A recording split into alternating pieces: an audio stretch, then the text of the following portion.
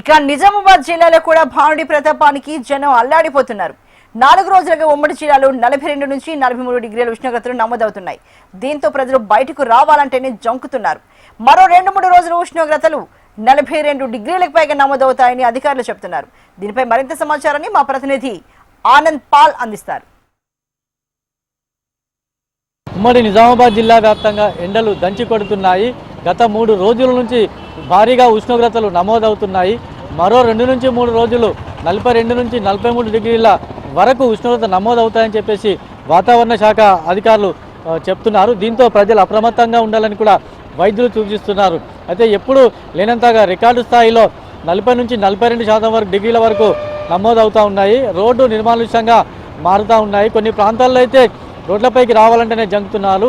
April 2వ వారంలోనే ఇలా ఉంటే మే నెలలో ఎలా ఉంటుందోనని స్థానికులు ఆందోళనకు గురవుతున్నారు. మరోవైపు గత వారం రోజులుగా భారీ వర్షాలు కూడా కురిశాయి. రైతన్నలు కూడా ఇబ్బందులు ఎదుర్కొంటున్నారు. ఉదయం ఎండలు, సాయంకాలం వరకు రాత్రి సమయంలో వర్షాలతో ప్రజలు విలవిల్లాడుతూ ఉన్నారు. అయితే రైతులు కూడా తీవ్ర ఇబ్బందులు పడుతూ ఉన్నారు. గడిచిన 2 రోజులుగా పగటి ఉష్ణోగ్రతలు ఒక్కసారిగా పెరగడంతో ఉక్కపోతతో ప్రజలు ఉక్కిరిబిక్కిరవుతున్నారు. ఏప్రిల్ 2వ వారంలోనే భానుడు తన ప్రతాపాన్ని చూపుతుండటంతో వేడిగాలుల తీవ్రత పెరిగింది. జిల్లాలో ఉష్ణోగ్రతలు ఇప్పటికే 40 నుంచి 42, 43 డిగ్రీల వరకు నమోదయ్యాయి. దీంతో ప్రజలు తీవ్ర ఆందోళనకు గురవుతూ ఉన్నారు.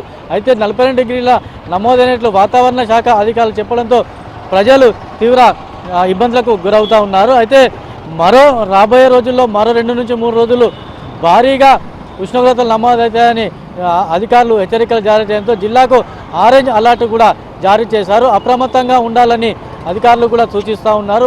ఉదయం 10 గంటల నుంచి సాయంత్రం 5 గంటల వరకు భారీగా వేడి గాలులు వీస్తూ ఉన్నాయి. సాధారణం కన్నా అధిక ఉష్ణోగ్రతలు నమోదవుతుంటో ప్రజలు తీవ్ర ఇబ్బందులు పడుతున్నారు. ఉదయం 9 గంటల నుంచే సూర్యుడు తన ప్రతాపాన్ని కూడా చూపుతున్నాడు. దీంతో జనం బయటకు రావాలంటే కూడా జంకుతున్నారు. రాబోయే వారం రోజుల్లో ఉష్ణోగ్రతలు తీవ్రంగా నమోదవుతాయని కూడా వాతావరణ శాఖ అలర్ట్ చేసింది. ప్రస్తుతం మనం ఇక్కడ చౌరస్తా వద్ద కొందరు ఆటోకు సంబంధించిన వాళ్ళని వారితో కూడా మాట్లాడే ప్రయత్నం చేద్దాం.